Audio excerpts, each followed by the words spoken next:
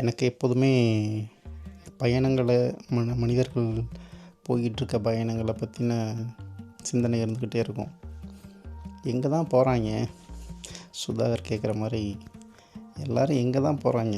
காலையிலையும் போகிறாங்க, மதியமும் போகிறாங்க, சாயங்காலம் போகிறாங்க, ராத்திரி போகிறாங்க.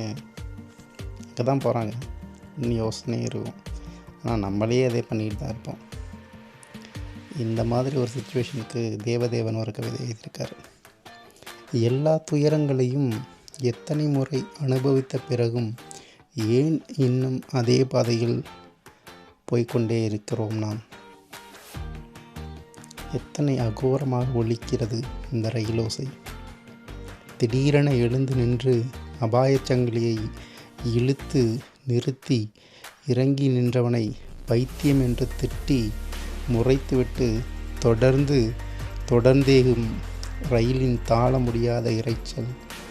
துளி தயையும் இன்றி எல்லா மனிதர்களையும் இடித்து தள்ளிக்கொண்டே எல்லா மனிதர்களையும் ஏற்றிக்கொண்டு மகிமைப்படுத்தப்பட்ட மனித படுகொலைகள் நோக்கித்தானே போய்கொண்டே இருக்கிறது இந்த ரயில்.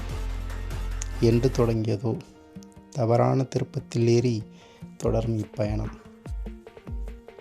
நீங்கள் யோசிச்சு பாருங்கள், இந்த பயணங்கள் நம்மளை என்னெல்லாம் பண்ண வைக்குது.